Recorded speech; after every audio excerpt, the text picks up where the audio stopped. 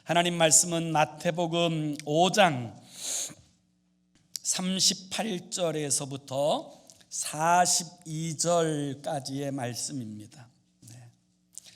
마태복음 5장 38절에서 42절까지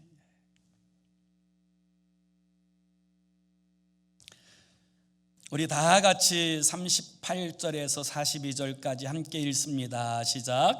또 눈은 눈으로 이는 이로 갚으라 하였다는 것을 너희가 들었으나 나는 너희에게 이르노니 악한 자를 대적하지 말라. 누구든지 내 오른뺨을 치거든 왼편도 돌려대며 또 너를 고발하여 속옷을 가지고자 하는 자에게 겉옷까지 가지게 하며 또 누구든지 너로 억지로 오리를 가게 하거든 그 사람과 십리를 동행하고 내게 구하는 자에게 주며 내게 꾸고자 하는 자에게 거절하지 말라. 아멘. 와신상담이라고 하는 사자성어가 있어요. 옛 고사성어인데 이 내용은 이런 이야기지요. 옛날 중국의 춘추 전국 시대에 이 오나라의 왕인 함려와 월나라의 왕인 구천이 이제 싸움을 하게 됩니다. 전쟁이 붙게 된 것이지요.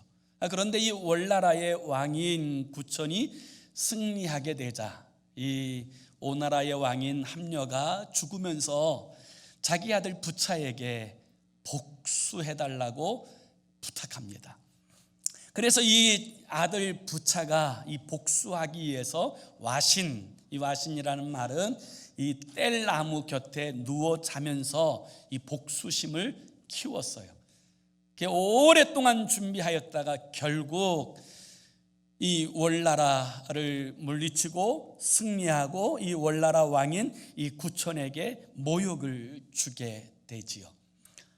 그리고 나자 이번에는 이 월나라 왕 구천이 이 쓸개즙을 계속 옆에 두고 빨면서 쓰디쓴 것으로 복수심을 불태웠다가 또다시 그가 복수하게 되었다라고 하는 그런 이제 이야기 가운데서 나온 사자성어입니다. 이 말이 가지고 있는 의미는 복수는 복수를 낳고 또 그 복수는 복수를 낳는다라는 사실을 이야기해 주는 사자성어라고 이야기할 수도 있을 것입니다. 오늘 우리는 이 본문의 말씀 가운데서 이제 하나님의 뜻을 발견하는 시간을 가지려고 하는데요. 먼저 우리는 우리의 모습을 가만히 살펴보면 이런 속담이 생각나지 않습니까? 지렁이도 밟으면 꿈틀한다. 이것은 보편적 모든 사람들에게 있는 자기 방어 본능과 더불어서 이 자신에게 해를 가하는 사람에게 복수하고자 하는 그 심정이 모두에게 있다라는 사실을 이야기하고 표현하는 것이라고 말할 수 있습니다.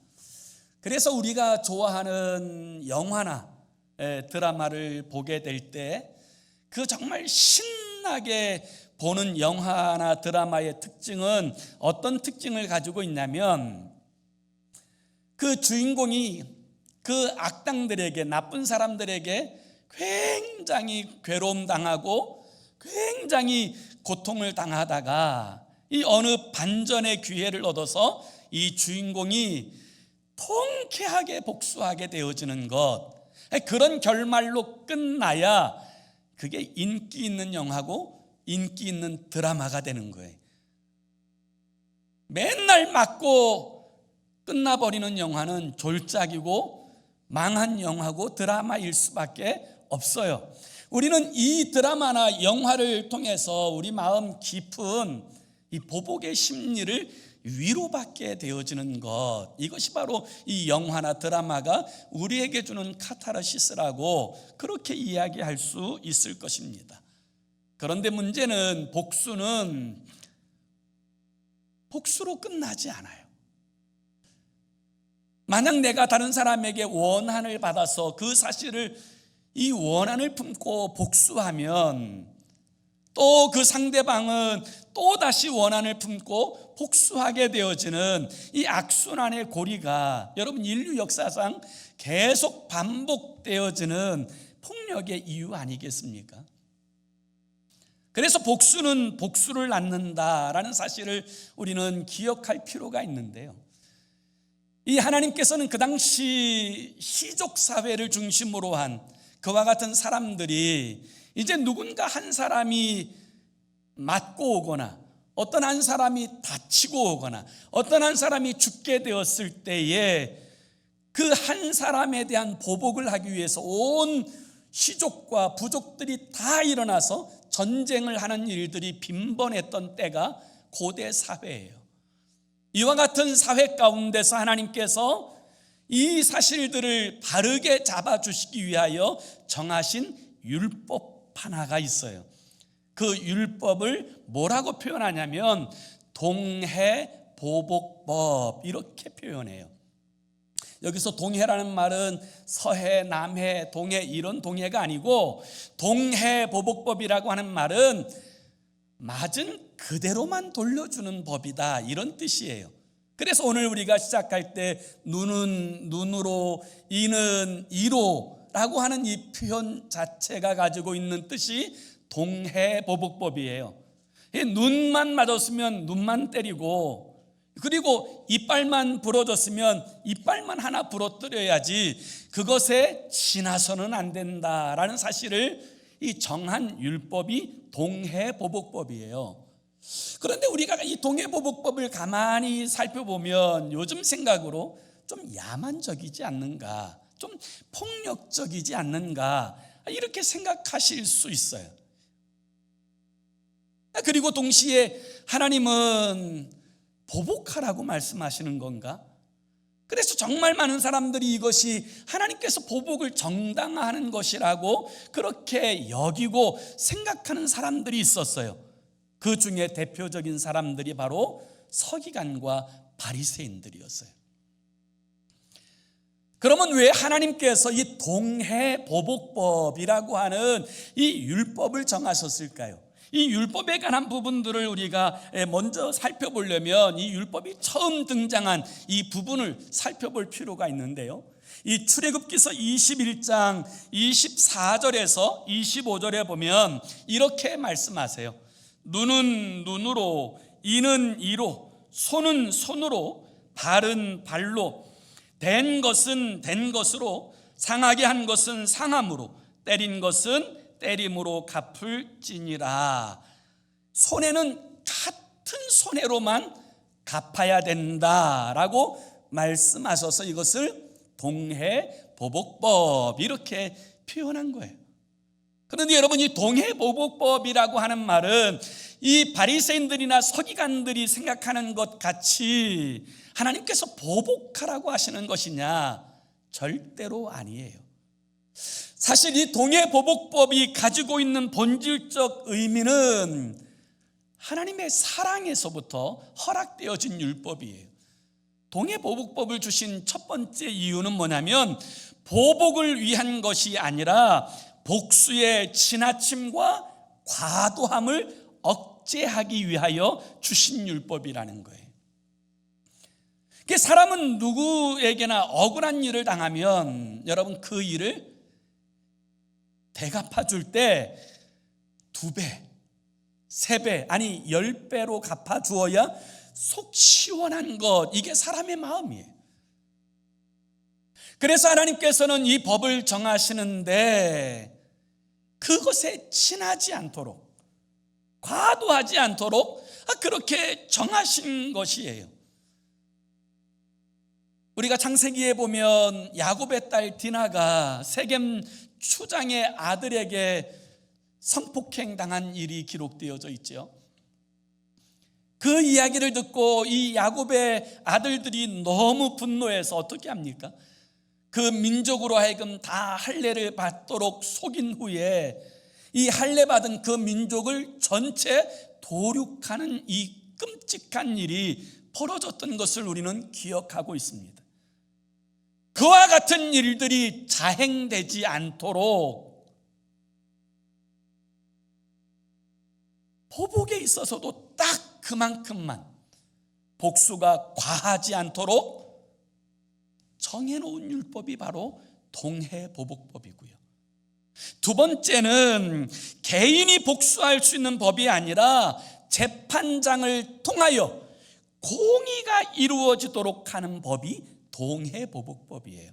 다시 말하면 내가 눈 맞았으니까 나도 눈 때릴게 하고 복수할 수 있는 개인적 복수의 길을 열어놓으신 법이 아니라 재판장에게 가서 이 모든 일들에 대한 이야기를 다 듣고 이 재판장이 재판의 판결을 내릴 때 동일하게 판결하도록 정한 율법, 이게 동해보복법이라고요.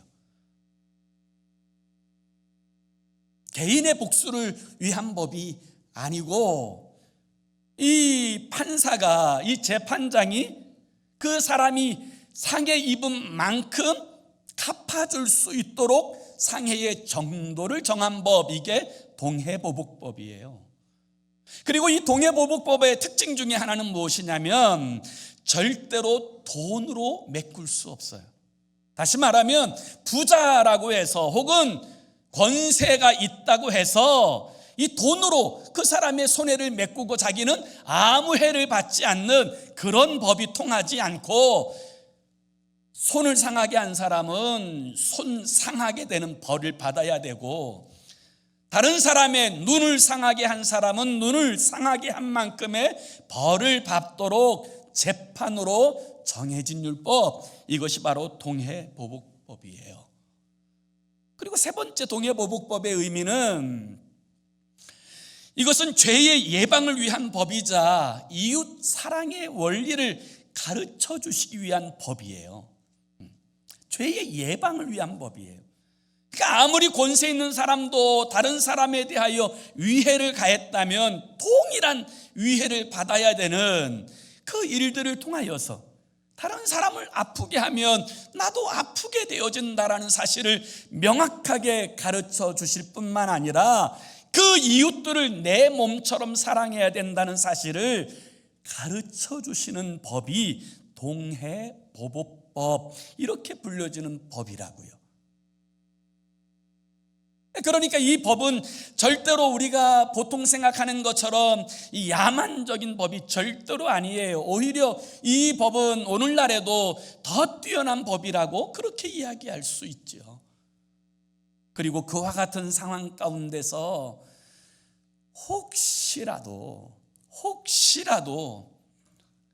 고의적으로 행하지 않고 실수 때문에 어떤 일들을 행한 사람들을 위하여서는 주님께서 도피성이라고 하는 율법을 주어서 어떤 사람도 억울하지 않고, 가난한 사람이라고 해서 이 악하게 대우받는 것, 또 힘들고 어려운 사람이라고 해서 함부로 대할 수 없도록 정한 법이 동해보복법, 이렇게 이야기하는 거예요.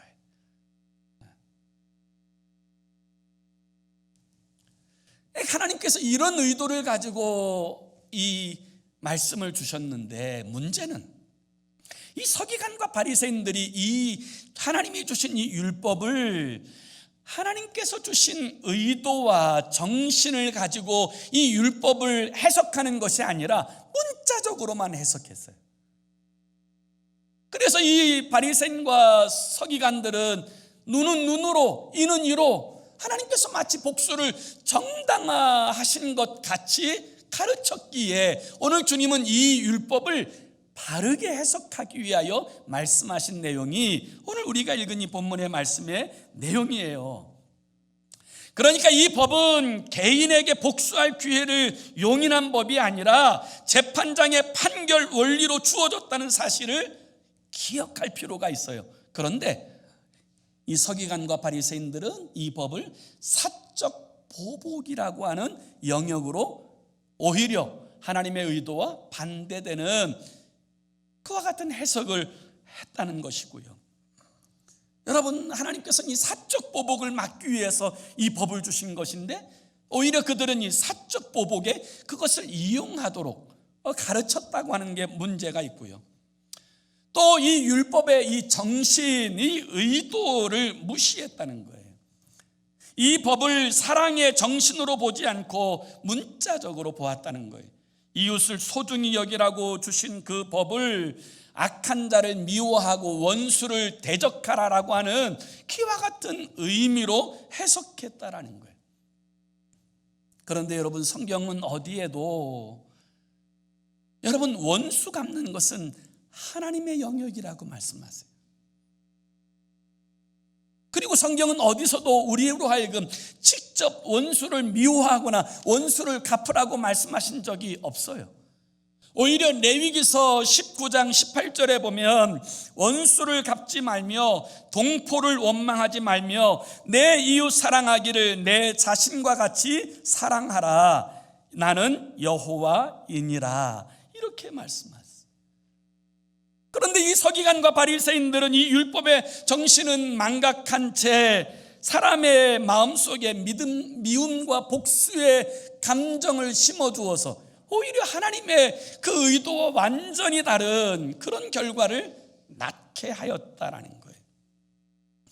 그래서 주님께서는 이 말씀의 본질적인 의도를 말씀하시고자 오늘 제자들에게 들려주신 말씀이 오늘 이 본문의 말씀이에요.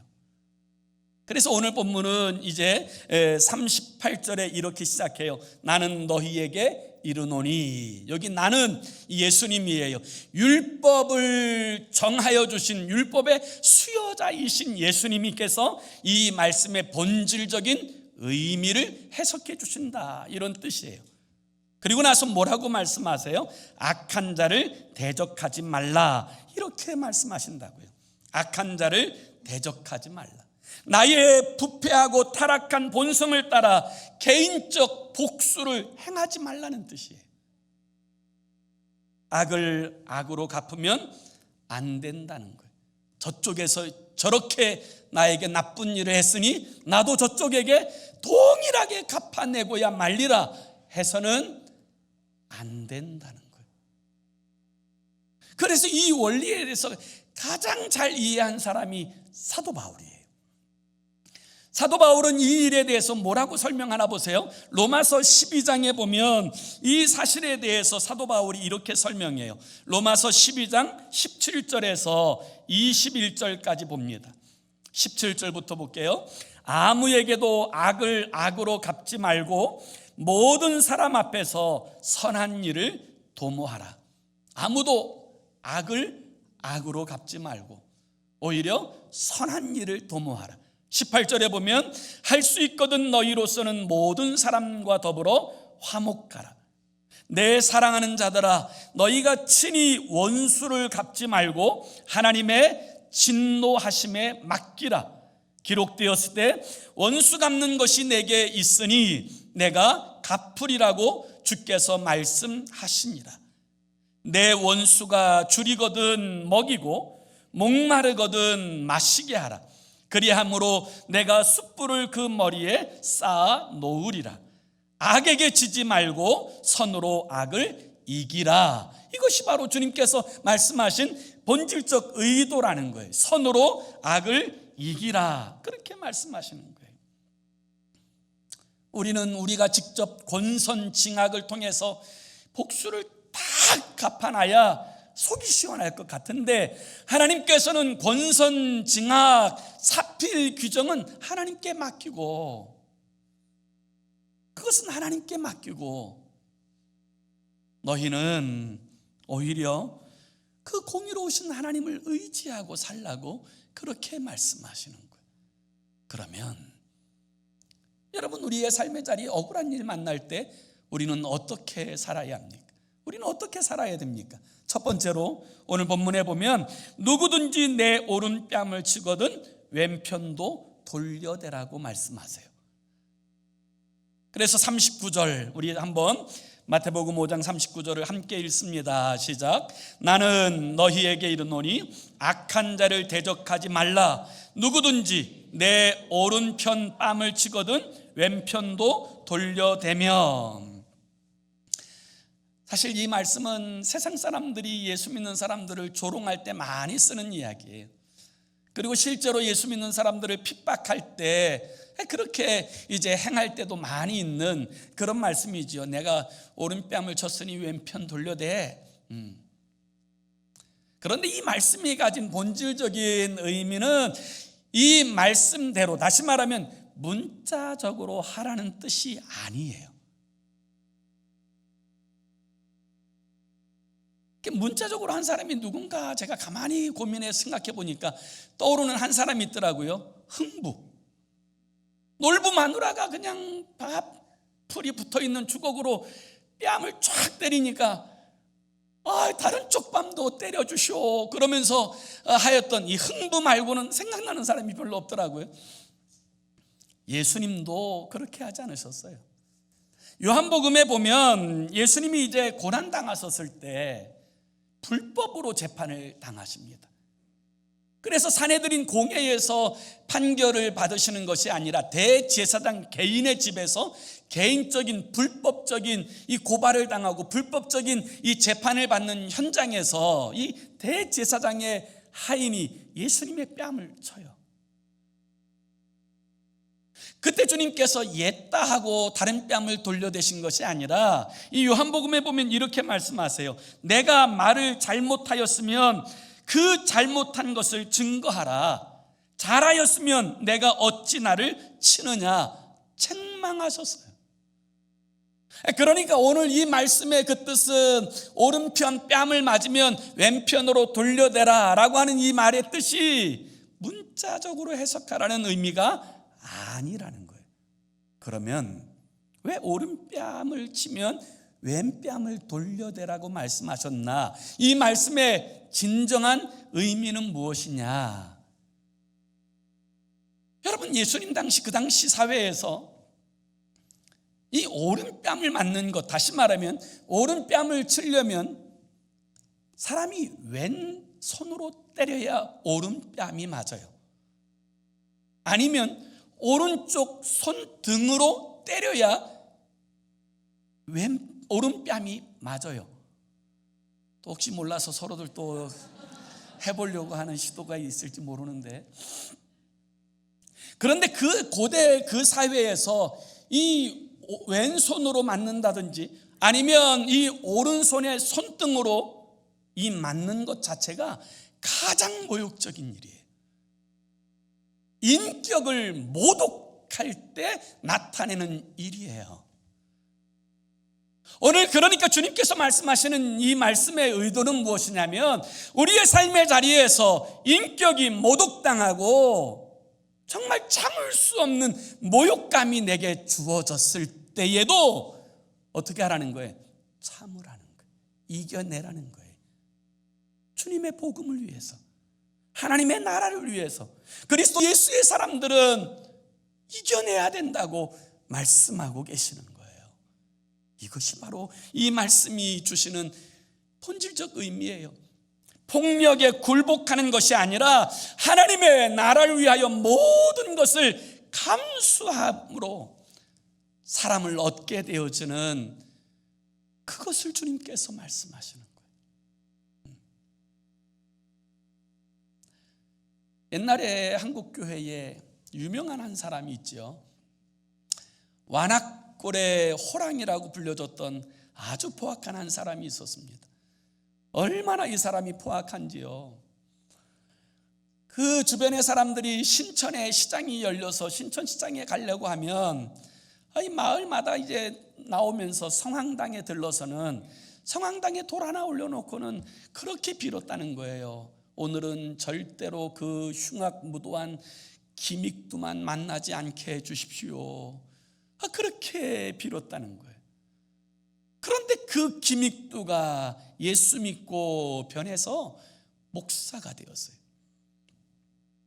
까로는 이 기믹두 목사가 부흥회를 이제 참석하기 위해서 이 산길을 이제 지나가게 되어지는데, 이 더운 여름날에 산길을 지나다 보니까 너무 더워서 이제 그늘 있는 곳에서 잠시 쉬어가려고 자리에 앉았었더니 바로 뒤에 술 취한 한 사람이 이제 올라와서는 대뜸 하는 말이, 나보다 먼저 올라온 놈이 누구야? 그리고는 막 두들겨 패기를 시작하더라는 거예요. 이 김익두 목사가 그냥 때리는 거를 하나도 반항하지 않고 다 맞아줍니다. 다 맞은 다음에 이렇게 물어요. 형님, 다 때렸소? 그러자 이 술 취한 사람이 하는 이야기가, 그래, 다 때렸다. 그러자 이 김익두 목사님이 이렇게 이야기합니다. 예수는 내가 믿고 복은 형님이 받는구려. 그래서 이 술 취한 사람이 이게 도대체 무슨 말인가? 그게 뭔 말이야? 그러니까 이 김익두 목사가 이렇게 말합니다. 내가 김익두입니다.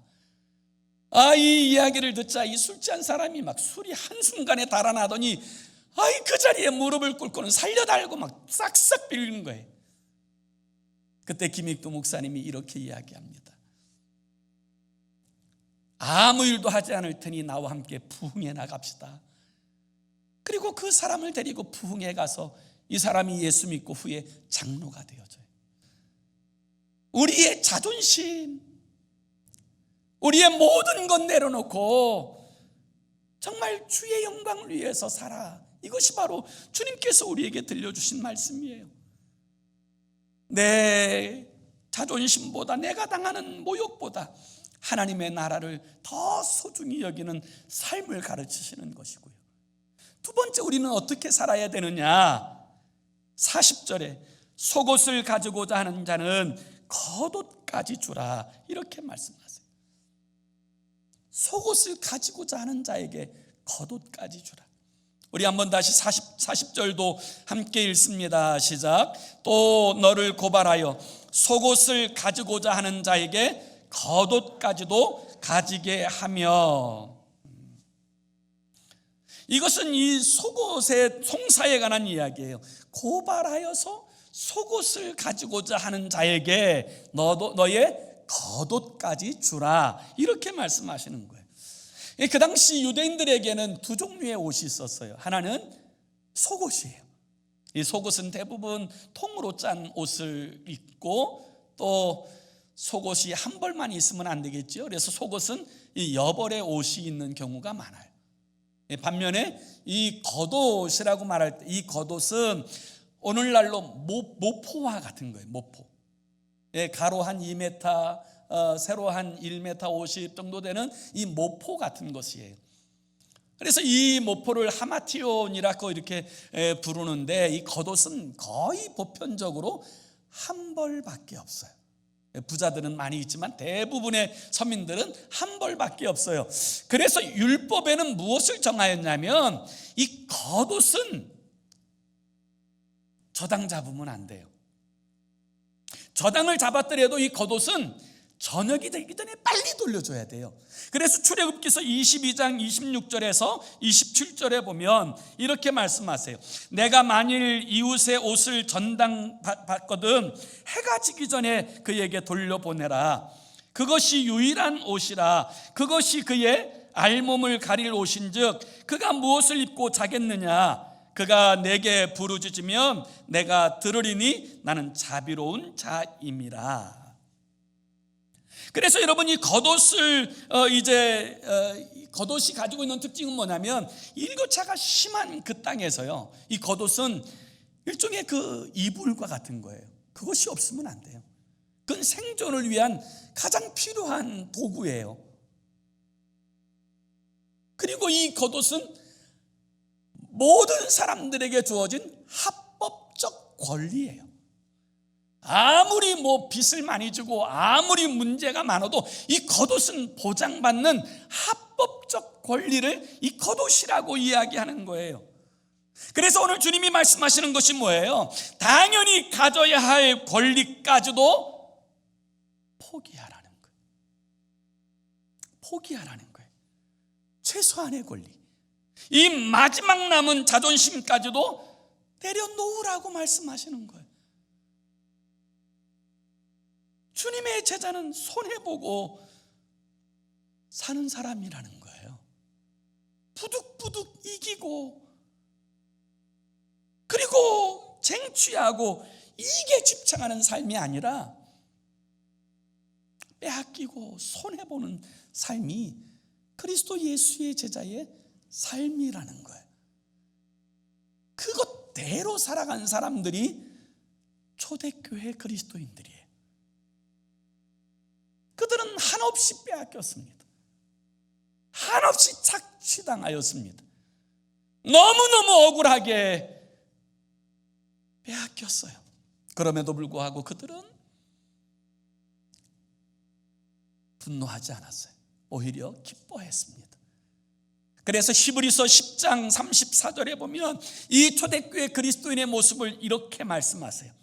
너희가 갇힌 자를 동정하고 너희 소유를 빼앗기는 것도 기쁘게 당함은 더 낫고 영구한 소유가 있는 줄 알미라.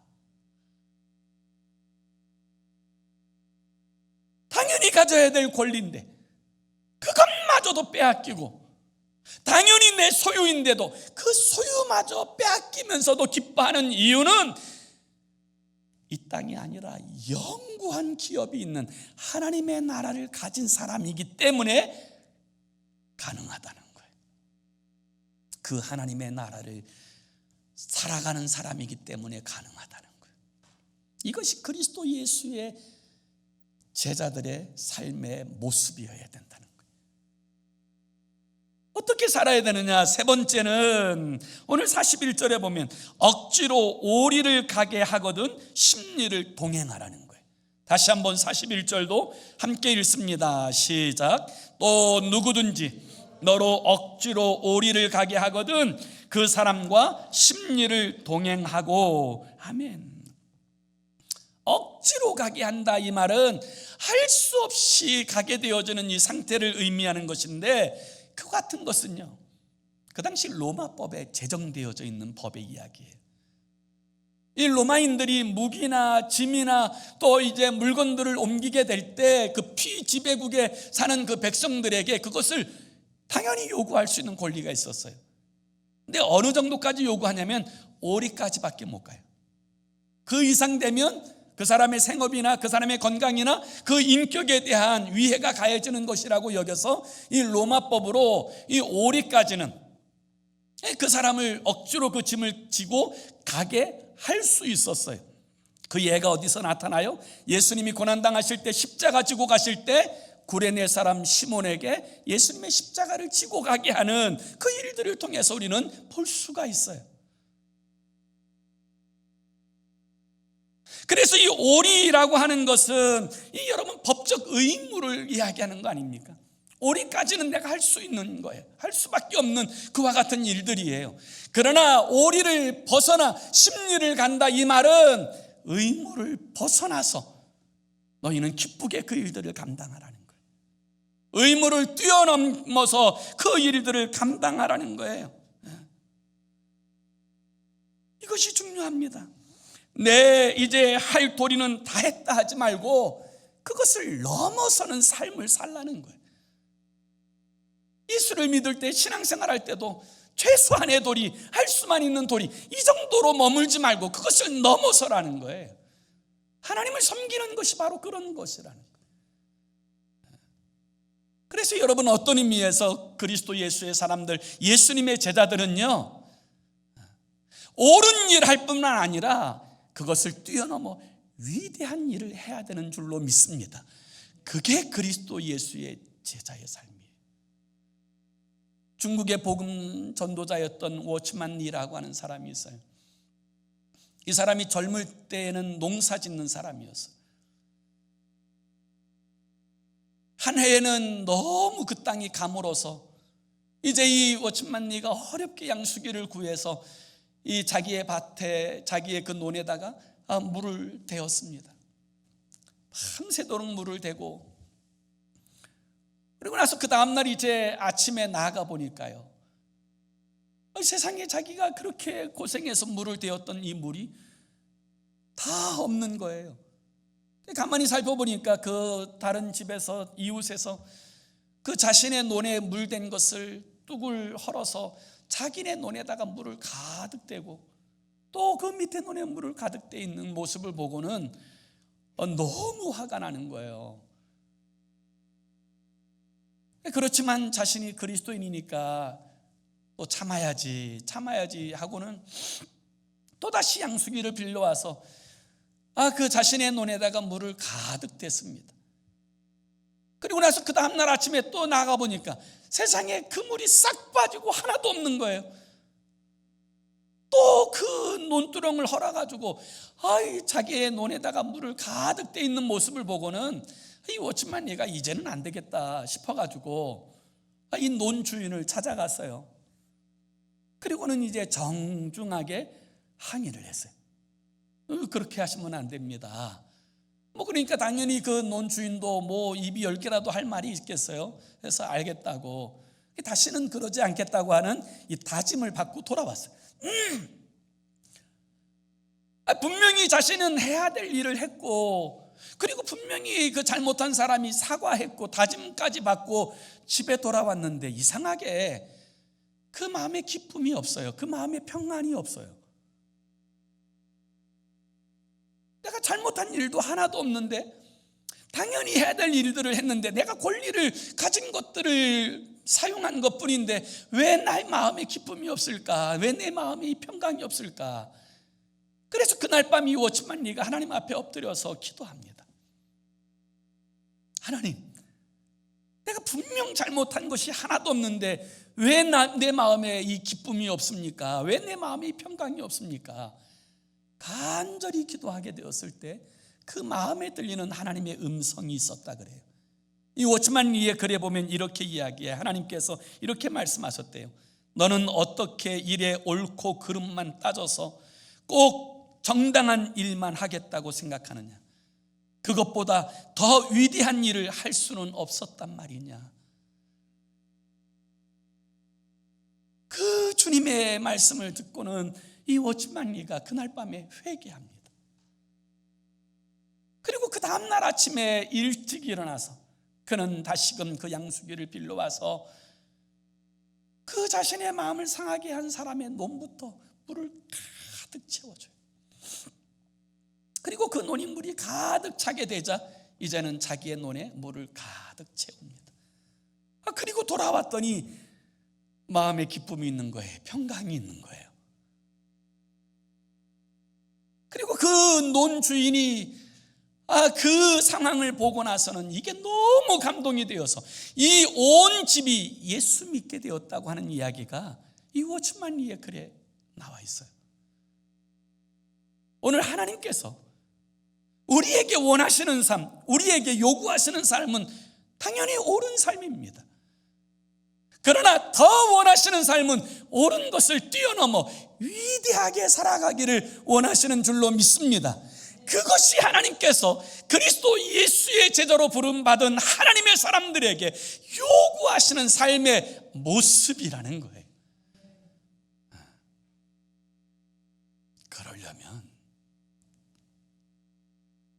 그러려면 내 힘으로는 안 됩니다. 그러려면 내 힘으로는 절대로 되지 않아요. 되는 것 같다가 금세 돌아섭니다. 그러려면 한 가지 방법밖에 없어요. 내 마음의 주를 바꾸는 거예요. 내가 왕노릇하는 것에서 철저하게 내려와서 하나님께서 나의 주 되시는, 하나님께서 나를 다스리도록 하시는 성령의 다스림 아래 있을 때에만 가능한 삶이 되어지는 줄로 믿습니다. 위대한 삶은 하나님의 역사로만 가능한 거예요. 내 수고와 노력과 헌신으로 가능한 게 아니에요.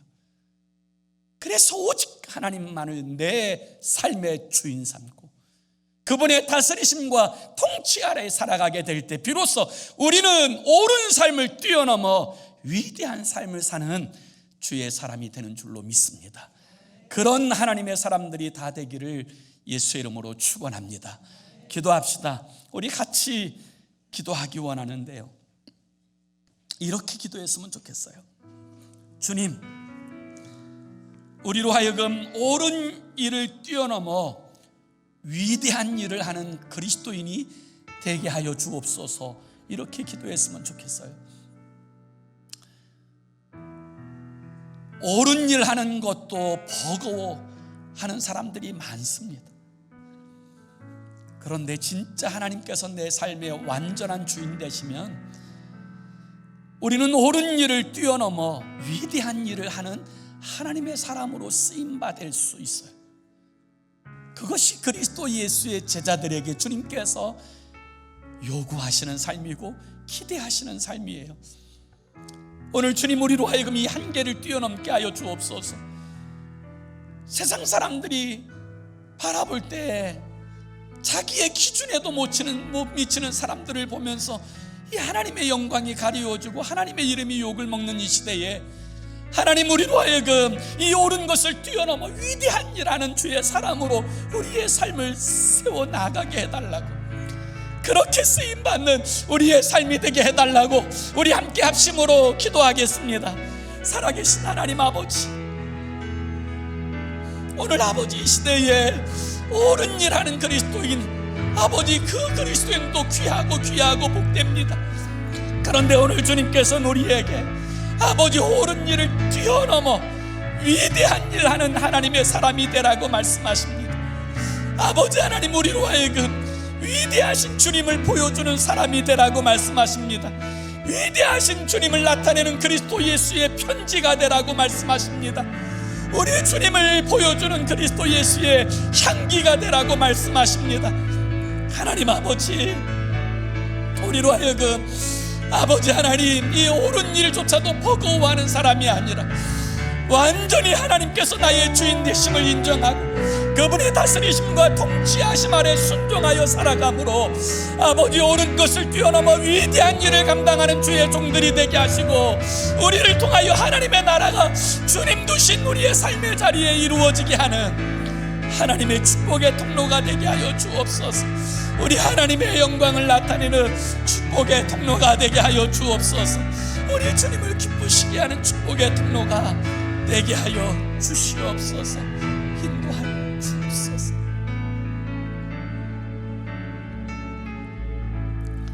사랑하는 주님, 우리 주님께서는 하나님 나라를 추구하는 그리스도 예수의 제자들에게 옳은 것을 뛰어넘어 정당한 권리를 뛰어넘어 모든 자존심을 뛰어넘어 하나님의 영광을 위해 살라고 말씀하십니다. 우리로 하여금 옳은 것을 뛰어넘어 위대한 것을 하는 주의 사람이 되게 하여 주시옵소서. 그리하여 주님께서 우리를 두신 그 삶의 자리에서 하나님의 나라를 세우고 확장해가는 주의 사람으로 쓰임받게 하여 주옵소서. 예수 그리스도의 이름으로 기도 올리옵나이다. 아멘.